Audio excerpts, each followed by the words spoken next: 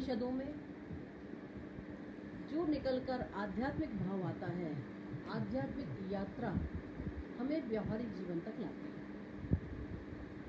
और यह यात्रा गाहे बेगाहे हमारे आसपास रची बसी है।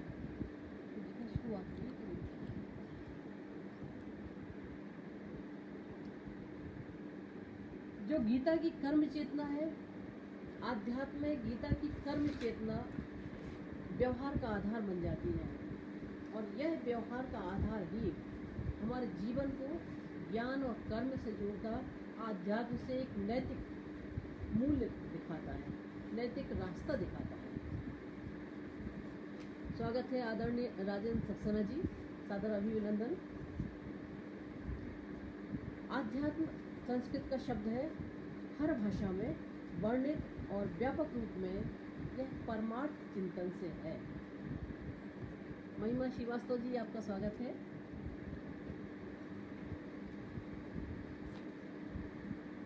इस शब्द के मूल में आध्यात्म का जो शब्द है, आध्यात्म शब्द जो है हर भाषा में वर्णित है और व्यापक रूप में एक परमार्थ चिंतन के लिए जो जाता है। इस शब्द के मूल में इसके दूसरे अर्थ को भी देखना चाहिए। जीवन और संवेदना से आत्मा का अस्तित्व है। इसे समझने के लिए लोग को समृद्ध करना होगा।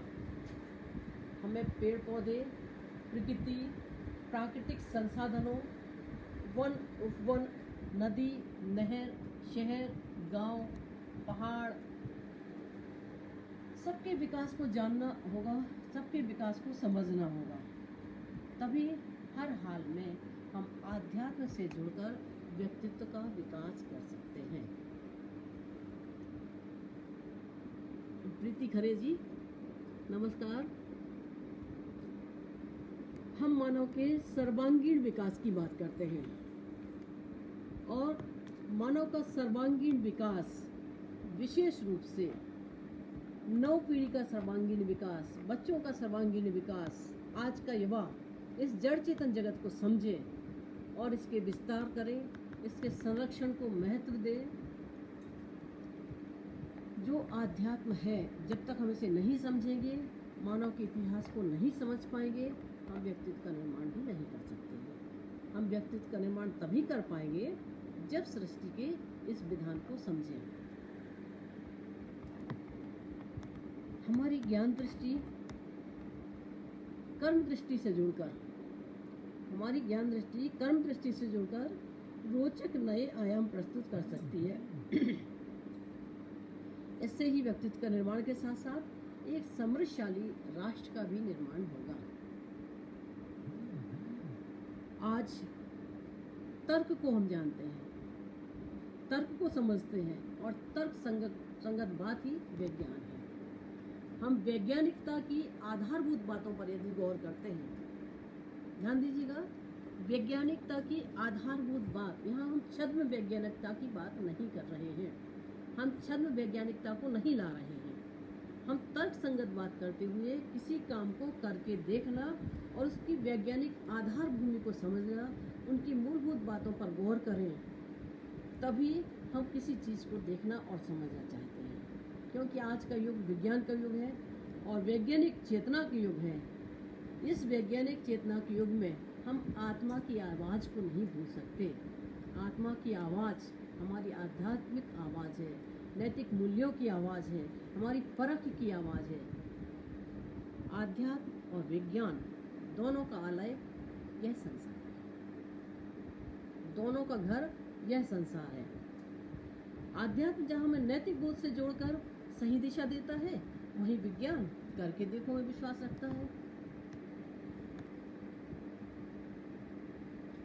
वही आध्यात्म और विज्ञान से मिलकर जो भी कार्य किया जाएगा, वह संसार को एक सही दिशा की ओर ले जाएगा, एक सही रास्ते पर लेकर जाएगा।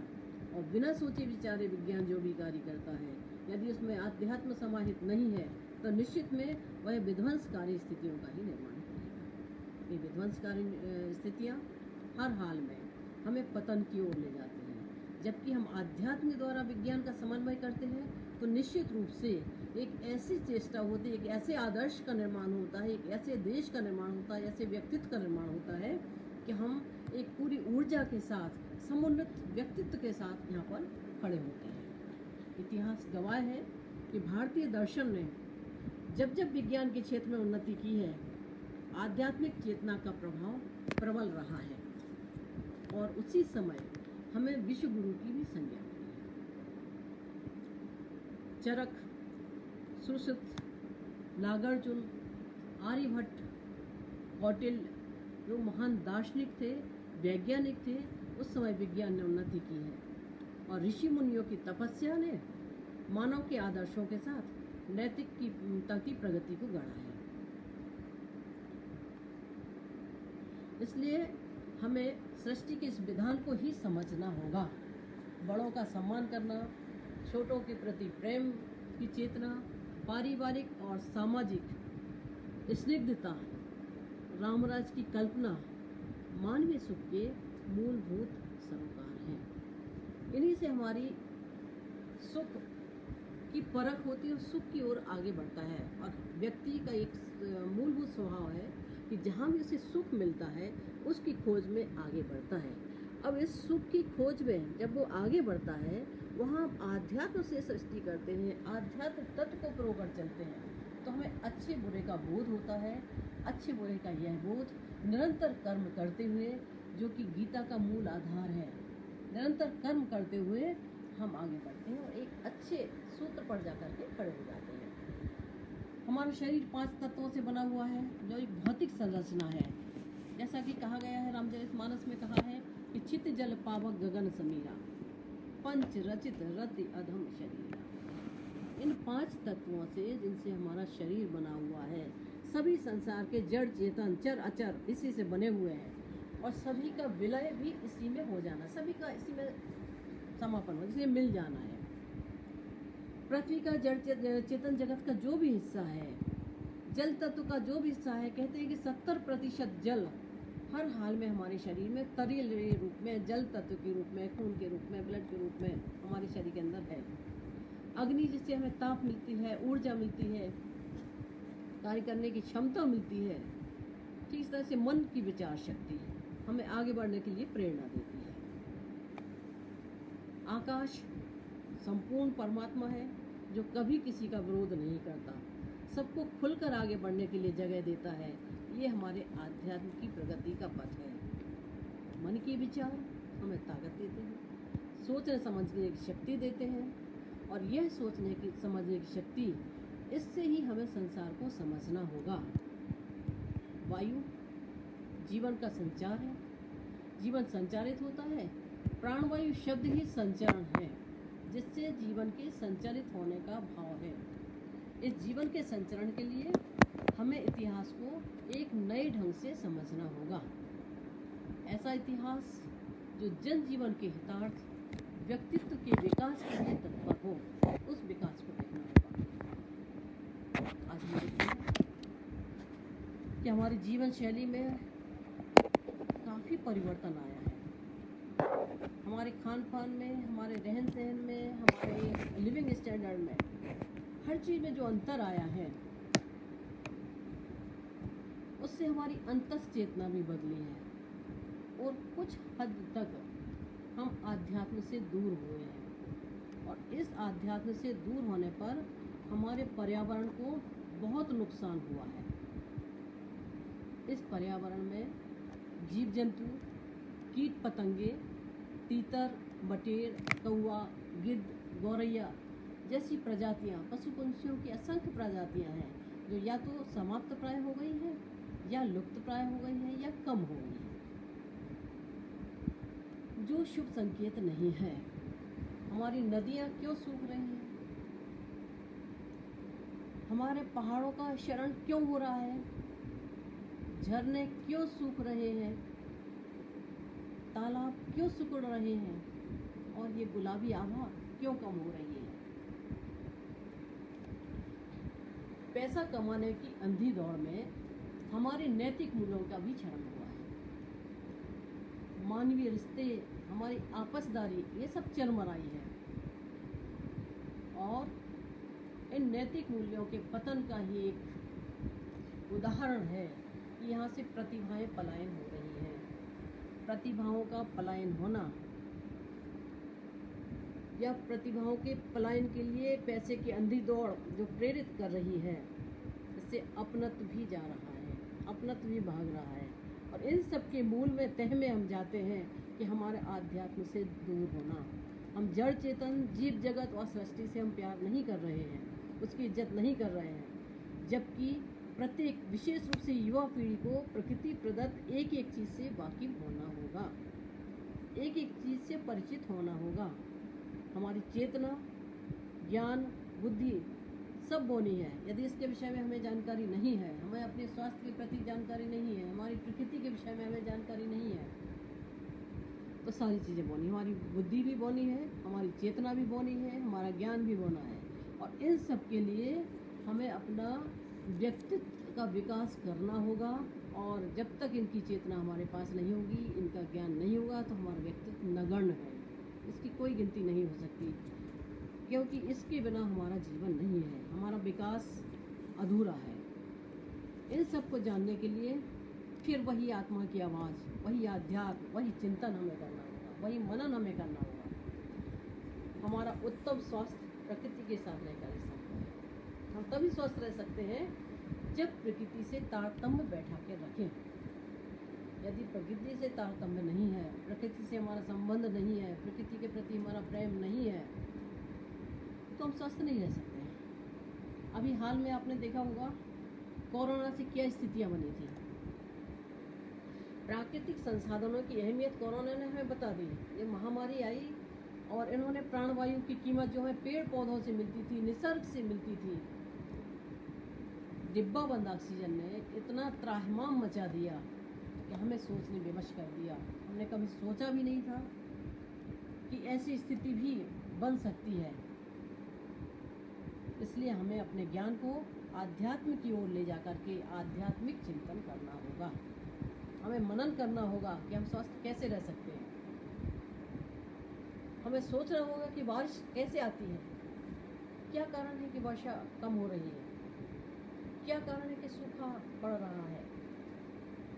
एक और हम महामारी की चपेट में चले जा रहे हैं। कभी स्वाइन फ्लू, कोरोना, कभी इबोला, पोलियो, चेचक, प्लेग जैसी महामारियों का सामने हमने किया है। कल टीवी में एक समाचार आ रहा था कि 11 वर्ष में 50 प्राकृतिक आपदाएं आई हैं। निश्चित तौर पर विचारणीय बिंदु है। 50 प्राकृतिक आपदाओं का आना कहीं ना कहीं हमें इस ओर इंगित करता है कि हम आध्यात्म से दूर जा रहे हैं, हम प्राणी मात्र की चिंता नहीं कर रहे हैं, हम प्रकृति से नहीं जुड़ रहे हैं। ऐसी कौन सी बातें हैं जो इन सबको लेकर चलने में ही भलाई है। एकला चलो रे में काम नहीं हो सकता। ऐसा कौन सा कारण है कि 100 सालों में एक महामारी आती ही है। आपके पास उत्तर है। आप कह सकते हैं कि मार्शल बहुत पहले लिख के चले गए थे जनसंख्या के सिद्धांत, कि बढ़ती हुई जनसंख्या को प्रकृति नियंत्रण करती है। ये प्रकृति का सिद्धांत है, ये मान सकते हैं। लेकिन आध्यात्म से जुड़कर ये बात हमें सत्य गति की ओर ले जाती है कि जब जब होए धर्म की हानि, रामचरितमानस में कहा है कि जब जब होए धर्म की हानि, बाढ़े असुर अधम अभिमानी, तब तब धरि प्रभु विविध शरीरा, हरय दया निधि सज्जन पीरा। निश्चित तौर पर ये गतिविधियाँ धर्म की हानि की ओर ही इंगित है। जब धर्म की हानि होती है तो निश्चित तौर पर ऐसी गतिविधियाँ जो धर्म की हानि करती है, अधम गति की ओर लोग जाने लगते हैं, गलत कार्य करने लगते हैं, अनैतिक कर्म करने लगते हैं, हमारी मूल सो जाते हैं, मूल चेतना जो है सुसुप्त हो जाती है।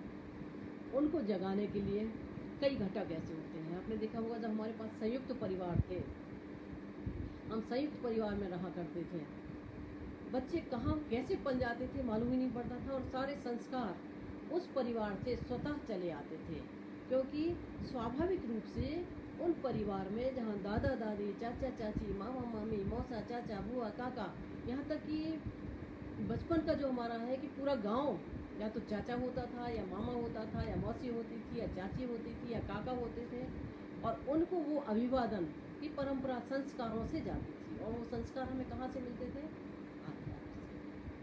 और हमारा उसी से हमारी पर्सनालिटी बढ़ती थी, हमारा व्यक्तित्व का निर्माण होता था, स्वाभाविक निर्माण होता जाता था। तो जिस परिवार में आज भी संस्कार जिंदा हैं, जिस परिवार में आज भी संस्कार की परिभाषा है, जिस परिवार में आज भी बड़ों का सम्मान किया जाता है, निश्चित रूप से वह परिवार किसी न किसी रूप में आध्यात्म से जुड़े हैं। और वह परिवार 10 लोगों के बीच में भी अलग समझ में आता है कि ये संस्कारवान परिवार का बच्चा है। उस बच्चे को देखकर भी आप कह सकते हैं कि ये बच्चा संस्कारी है। और ये संस्कार हमारे आध्यात्म से जुड़े हुए संस्कार है, जो हमारे आध्यात्म से जुड़कर जड़ चेतन जगत को इंगित करते हुए प्राणी मात्र के प्रति संवेदना रखते हैं। केवल पैसा और धन दौलत ही सब कुछ नहीं होती है। नदियों का सूखना, ग्लेशियर का पिघलना, पहाड़ों का झरना, ये भी शुभ संकेत नहीं है, क्योंकि हमारी मानवीय चेतना जहाँ से हटी है, हमने स्वार्थ के लिए जो काम करना शुरू किए हैं, हम प्रकृति से दूर होते चले गए हैं। हमने पर्यावरण को नहीं सोचा, हमारी गौरैया विलुप्त होने लगी है। तो जब हम पर्यावरण को समझेंगे, तब नए सिरे से अध्यात्म के बीज तत्व को हम ध्यान रखेंगे। और नए सिरे से जब अध्यात्म के बीज तत्व को हम ध्यान रखेंगे, तो इसके लिए हमें अब अनुसंधान करना होगी। हमें प्राचीन पद्धति की ओर जाना पड़ेगी, किस तरह से हमारे ऋषि मुनि प्रकृति से जुड़े हुए थे।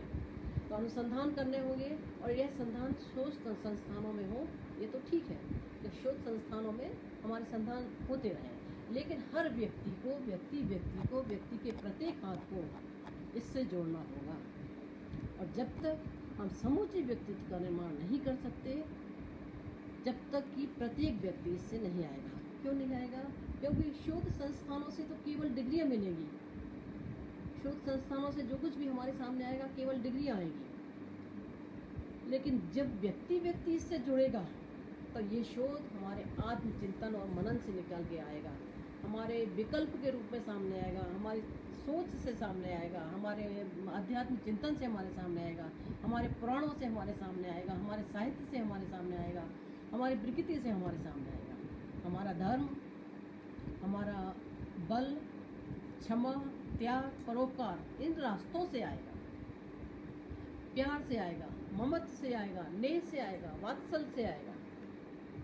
और जब ये चीज़ें हमारे व्यक्तित्व में जुड़ी होगी, त्याग, परोपकार, सद्भाव, मूल भाव, स्नेह, बड़ों का सम्मान, तो निश्चित तौर पर हमारा व्यक्तित्व निश्चित तौर पर निखार आएगा। और इसके जुड़ने के लिए हमें वह गति आध्यात्मिक ओर से लेना पड़ेगी। आज हम प्राचीन काल की बात अगर हम करते हैं, तो हमारे जो मनीषी थे वो इतने विद्वान थे कि उन्होंने लोक को, आम जन को आध्यात्म से जोड़ने के लिए वे घटक तैयार किए, वे बिंदु तैयार किए, जिससे प्रकृति का, पर्यावरण का संतुलन बना रहे, लोग आध्यात्म से जुड़ रहे हैं और मानव जाति के साथ साथ प्राणी मात्र का भला होता है। उन्होंने आस्था से जोड़कर नदियों की पूजा की, वृक्षों की पूजा की, पर्वतों की पूजा की, पहाड़ों को पूजा, जीव जंतुओं को पूजा। अभी हम देखते हैं कि लोग मछलियों को दाना चुगाते हैं, चींटियों को आटा देते हैं, कबूतरों को दाना देते हैं। इन सब के पीछे जो दृष्टि होती है, वो आध्यात्मिक दृष्टि है, जो हमें कहीं न कहीं बल देती है, जो प्राणी मात्र के प्रति संवेदना देती है, जो हमें जगाती है कि हम प्राणी मात्र के प्रति संवेदनशील। कहते हैं वाल्मीकि ने रामायण की रचना प्राणी मात्र की संवेदना से ही शुरू की थी। जब क्रौच युगल को घायल देख करके उनके मन में जो भाव उठा, उस भाव से ही उन्होंने रामायण की रचना शुरू की। शायद इसी व्यक्तित्व के निर्माण के लिए, प्राणी मात्र के प्रति जो संवेदना है, इसी व्यक्तित्व निर्माण के लिए भारतीय मनीषियों ने आध्यात्मिक ज्ञान में प्राणियों में ईश्वर का अंश देखकर उनके अवतार की कल्पना की थी। यह परिकल्पना की थी कि लोग सामान्य जन को प्रकृति प्रदत्त उपादानों से जोड़ें और आध्यात्मिक परोपकारी दृष्टि को रखें, और इसकी कोशिश की। हमारे अवतारों में दिखाई देता है, कभी मछली का अवतार के रूप में, कभी सिंह को देवी वाहन के रूप में, कभी मयूर को ज्ञान की देवी सरस्वती के रूप में, तो कभी मूसक को गणपति जी के साथ जोड़कर हर हाल में प्रकृति से जुड़ने की चेतना हमें आध्यात्म के द्वारा हमारे पूर्वजों ने, हमारे पुरोधाओं ने, हमारे मनीषियों ने दी है। हमारे हिंदू धर्म में भी विष्णु के 10 अवतार बताए गए हैं, जिसमें प्रथम अवतार मत्स्य अवतार के रूप में, मछली के अवतार के रूप में। दूसरे अवतार में कश्यप अवतार यानी कछुआ का अवतार। यह हमारे अध्यात्म की बातें यहाँ पर कर रहे हैं, हमारे पुराणों में वर्णित जो चीज़ें हैं, हमारा धर्म जो कहता है, और इसके पीछे जो कारण है, इन सब के पीछे प्राणी मात्र के प्रति संवेदना, प्राणी मात्र से जीवन को जोड़ना, इनसे ही जीवन, ये हमारे सहचर हैं, इस बात को बताना। तीसरे अवतार में 12 अवतार जो धरती बचाने के लिए कोशिश की थी, उन्हें 12 इनाम दिया गया था। नरसिम्हा से सभी परिचित होंगे, नरसिंह अवतार के रूप में जिन्होंने भक्त प्रहलाद की रक्षा की थी होलिका से। प्रहलाद की कहानी भी लगभग सभी लोग वाकिफ हैं। वामन अवतार 5वें अवतार के रूप में जाने जाते हैं, वो जिन्होंने राजा वाली से 3 पग में पृथ्वी माप ली थी। दानवीर वाली जो थे, वामन का अवतार रखवाने के रूप में आए थे, और उन्होंने केवल 3 पग धरती मांगे थी कि उन्हें क्या चाहिए। एक ब्राह्मण के रूप में आए थे और 3 आकाश, पाताल और पृथ्वी को इन्होंने मांग किया था। और यह कहानी भी सभी ने सुनी होगी। अभी हमारे कार्यक्रम में इसको और क्योंकि ये जो विस्मृति के गर्त में चले गए थे, इसलिए इस तरह के कार्यक्रम होते रहना चाहिए कि रक्षाबंधन पर्व की कथा इससे जुड़ी है, और रक्षाबंधन पर्व की कथा इस वामन अवतार की कथा से जुड़ी है। मतलब एक कथा से दूसरी कथा, किस तरह से भाई बहन का प्यार, भाई किस तरह से हर हाल में, इस आध्यात्मिक कथा में दिखाया कि हर हाल में किस तरह से देने तैयार है। ये वामन की अवतार की जो रक्षाबंधन की कथा है, इसकी गहराई में आप जाते हैं। तो चूँकि यहाँ पर विषय अभी व्यापक है और इस चीज़ को लेना थोड़ा सा उचित प्रतीत नहीं होता। भगवान परशुराम जो है 6ठे अवतार के रूप में है। 7वां आदर्श रूप में जो अवतार है वो राम का मर्यादा पुरुषोत्तम राम, और आज के युग में राम लला अयोध्या में मंदिर बन रहा है। ये हमारा 7वां अवतार हमारे विष्णु के अवतार के रूप में माने गए हैं, और हमारे आध्यात्मिक चित्रण है इनका। भगवान विष्णु का 8वां अवतार महानायक कृष्ण के रूप में आता है, जो लोकप्रिय महानायक के रूप में उभर कर आते हैं, और चमत्कारिक रूप में इन्होंने विविध रूपों में चमत्कार प्रदर्शित किए। 9वां अवतार भगवान बुद्ध सिद्धार्थ या गौतम के रूप में है, जो शांति प्रिय है, और 10वां अभी आना शेष है। कल्कि का अवतार अभी प्रकट होना है, जो कलयुग में है, ऐसा हमारा आध्यात्म कहता है। कहने का मतलब हमारा यह है केवल कि हमारा आध्यात्म हर हाल में हमें जीव जंतुओं से, पशु पक्षियों से जोड़ता है, नदी समुद्र से जोड़ता है। नदियों की कथा पर अगर हम जाते हैं कि नदियाँ हमारी सूख रही हैं, जबकि नदी कितना बड़ा कार्य करती है। गंगा की भागीरथी का तप, भागीरथ का तप सभी को पता होगा, जिससे गंगा को भागीरथी भी कहा गया। भागीरथ पृथ्वी पर आना, गंगा को पृथ्वी पर आना पड़ा। कहते हैं कि विष्णु भगवान के अंगूठे में इनका निवास था, गंगा जी का। और जब भागीरथ ने तपस्या की, तो जब स्वर्ग से पृथ्वी पर आई तो पूरा संसार बह सकता था। शिव, जिन्हें लोक कल्याणकारी इसलिए शिव कहा गया है, उन्होंने अपने सिर में धारण कर लिया, जटाओं में धारण कर लिया, और जटाओं में धारण करने का मूल आशय लौकिक परंपरा में लोक परमार्थ का प्रतीक बन गया। स्वांत सुखाय नहीं है, ये जन सुखाय, लोक जन के लिए, लौकिक हितार्थ में, परमार्थ के लिए उन्होंने अपने जटाओं में शामिल कर लिया। तो भगवान विष्णु के अंगूठे से निकली जब उस चरण के निर्गत जल को शिव ने अपने सिर पर धारण किया, तो इस समाज का हमें इनडायरेक्ट कुछ ना कुछ संदेश देता है कि इस तरह से हमें भले ही बड़ा संकट क्यों ना सहना पड़े, लोक कल्याण के लिए हमें आगे आना होगा। और यह कल्याणकारी रूप ही आध्यात्मिक ज्ञान है, जो मानव को मानव से जोड़ता है। समुद्र मंथन में भी इस कथा का एक आयाम है। इस समुद्र मंथन में जब गरल निकलता है, वहाँ भी शिव पहुँच जाते हैं, और कल्याणकारी शिव जो है उस गरल को धारण कर लेते हैं। तो ये कथाएँ लोक मर्यादा में, लोक व्यवहार में, लोक हित के लिए हमारे बीच आती हैं। भारतीय ज्ञान और भारतीय दर्शन हमें अनंत, अभय और अमृत की ओर संकेत देता है। यह संकेत देता है कि आत्मा अजर अमर है। भारतीय दर्शन जो कहता है आत्मा अजर अमर है, लेकिन हमारी प्रकृति दर्शन जो कहता है कि हमारी आत्मा जो है पंच तत्व से बनी हुई है। लेकिन अजर अमर में जो मोक्ष की कामना है, जो मोक्ष की कामना वो हमें सदमार्ग पर ले जाने की है। सदमार्ग पर ले जाने के लिए हमें प्रेरित करती है। तो भौतिकवादी दृष्टिकोण हमारे प्राकृतिक परिवर्तनों से डरता है।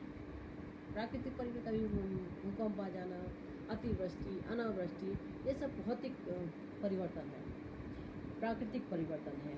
और आध्यात्म से जब इसको हम जोड़कर देखते हैं तो एक दिमाग में शांति का अनुभव होता है, सद्गति का अनुभव होता है, हमें मोक्ष की कामना की बात आती है और आध्यात्म से ईश्वर सद्गति मान लेता है। तो प्राकृतिक विनाश, संकट, शांति हमें उसी से मिलती है जब आध्यात्म को जगह देते हैं। ईश्वर को यह मंजूर था, यह आध्यात्म सृष्टि है, हमें शांति की ओर ले जाती है, हमें अब ये सहन करना और आगे बढ़ना ही है।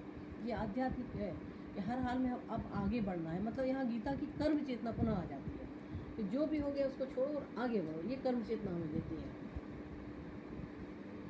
तो प्राकृतिक विनाश, ईंधन का संकट, भोजन कम होने की स्थिति, महामारी, स्वास्थ्य पर मर्राते संकट, ये परिवर्तन में हमें सजग चेतना दे रहे हैं। तकनीकी समाधान हमें हल तो देते हैं, लेकिन जीवन की निरर्थक चेष्टाएं, भागम भाग, वहापोह, अविश्वास, भ्रष्टाचार के हल, ये हमें केवल आध्यात्मिक बोध से ही मिल सकते हैं। ईश्वर बोध समाये हुए अब वह मानने लगा है कि स्वर्ग जो है धरती पर है। पहले हमारी स्वर्ग में मोक्ष की कामना होती थी, अब ईश्वर विज्ञान से जो व्यक्ति जुड़ा है तो उसने समझ लिया कि स्वर्ग यही है, धरती पर, हमारे कर्म से ही हमें स्वर्ग मिलेगा। प्रकृति प्रदत्त सभी संसाधनों का संयुक्त उपभोग करते हुए हम जीवन को खुशहाल बनाएं। यदि हम प्रकृति से तारतम्य नहीं मिलाएंगे, आध्यात्म से तारतम्य नहीं मिलाएंगे, तो निश्चित तौर पर केवल विज्ञान उसमें कार्य नहीं कर सकता, क्योंकि विज्ञान की जो दृष्टि होगी हमें विनाश की ओर भी ले जा सकती है। यदि हम आध्यात्म और इसका विज्ञान का समन्वय करेंगे तो निश्चित रूप से हम विकास की यात्रा करने के लिए सक्षम हैं। तो जीवन को खुशहाल बनाए रखने के लिए और धरती के समस्त मानव समुदाय के लिए एक सकारात्मक पॉजिटिव सोच हमें रखनी होगी, एक सकारात्मक भाव रखना होंगे, जो हमारा सर्वे भवन्तु सुखना में लगा हुआ है, श्रेष्ठ विचार है, हमारा पुरातन भाव है, हमारे भारतीय भाव है। जब प्रत्येक मनुष्य अपने से अतिरिक्त दूसरों के सुखी जीवन के बारे में चिंतित रहता है, उसी समय हम मानव कल्याण को नहीं कर सकते, उस परंपरा का निर्वाह नहीं कर सकते हैं। कहावत है कि पशु पक्षी भी पेट भर लेते हैं, लेकिन जीवन जीने की कला हमें मानवीय जीवन में बुरी परिस्थितियों से जोड़ने का कार्य करता है। आध्यात्म इसमें हमें दिशा देता है, बल देता है, ताकत देता है, जोड़ता है। समय का चक्र प्रबल है, इसलिए हर व्यक्ति को अपने काम में आनंद ढूंढना चाहिए। हम जो कुछ कर रहे हैं, हमारे जो कुछ भी कार्यकलाप हैं, हमारी जो भी स्थितियां हैं, हमें अपने कार्य से खुश होना चाहिए। आनंद हमें अपने अंदर खोजना चाहिए। जो व्यक्ति अपने आनंद से, अपने कार्य से खुश नहीं है, अपने कामकाज से खुश नहीं है, अपने जतन से खुश नहीं है, संसार में उसे कहीं आनंद की प्राप्ति नहीं हो सकती। कितना भी कुछ कर ले, हम पड़ोस के खुश देख करके वो खुशी हासिल नहीं कर सकते जो अपने काम से खुश है। तो आध्यात्मिक ज्ञान हमें अपने आप से जोड़ता है और अपने आप से जोड़ते हुए जीवन के उन मार्ग पर ले जाता है।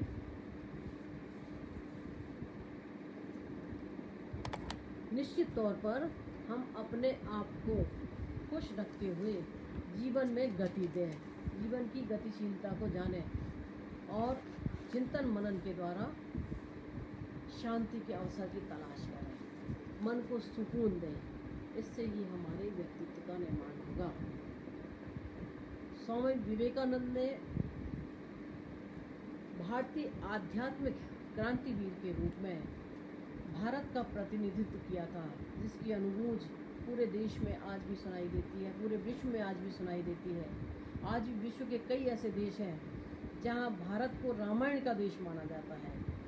उन देशों में है थाईलैंड, मलेशिया, श्रीलंका, जावा, सुमात्रा, दूर देश तक भारत की भाषा महाभारत और रामायण आध्यात्मिक ग्रंथों की कथाओं को अपनी सांस्कृतिक जीवन शैली में समाहित किए, अपने जीवन शैली में उन कथाओं को शामिल किए हुए हैं। जन जीवन में वो कथाएं जुड़ी हैं, उनका प्रवाह बना हुआ है, उन प्रवाह से वहाँ की विचारधारा पनप रही है।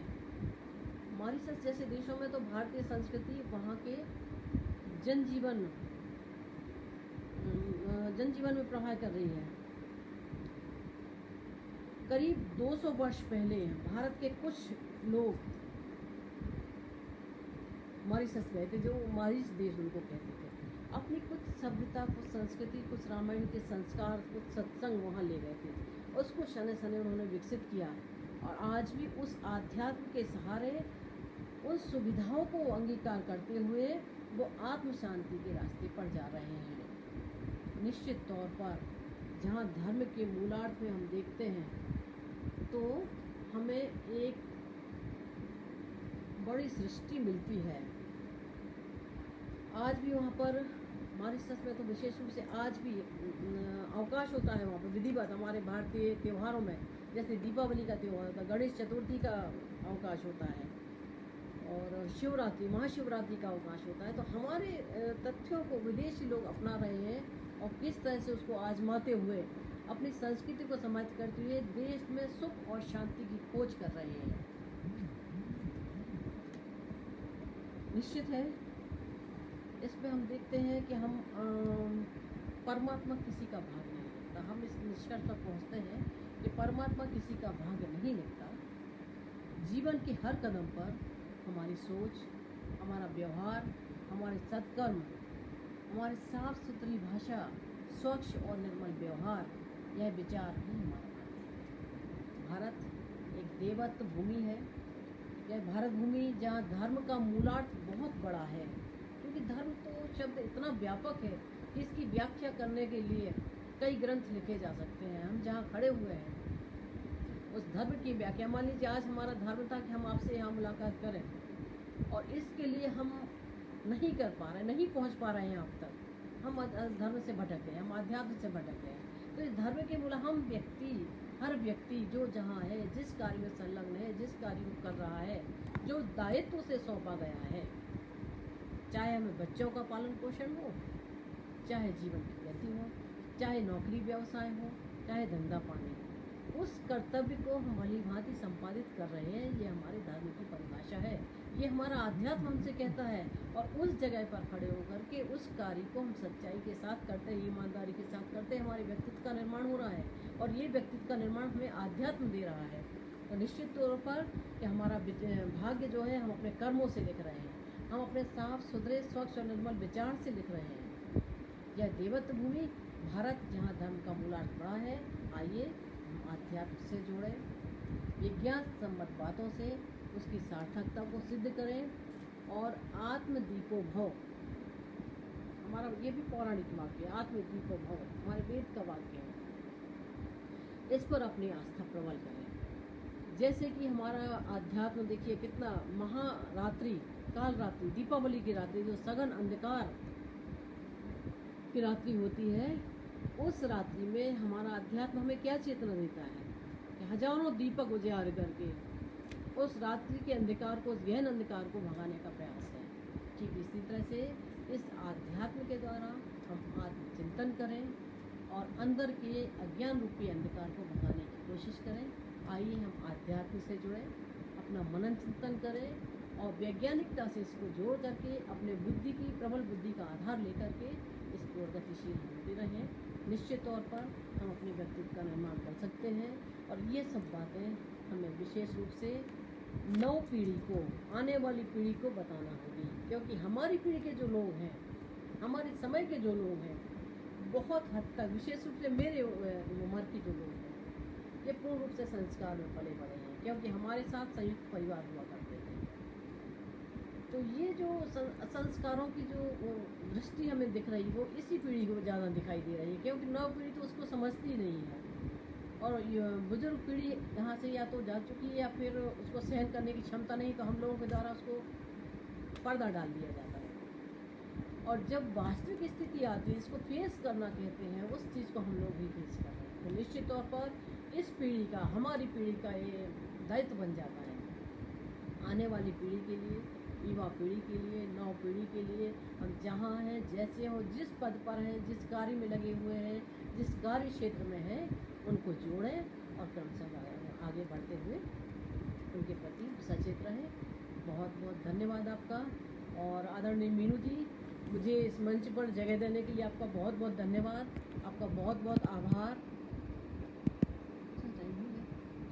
आपका धन्यवाद। और जैसा भी हो, इस पर आप अपनी समीक्षा ज़रूर दें, अपनी टिप्पणी ज़रूर दें। और सभी का आभार, सभी को धन्यवाद।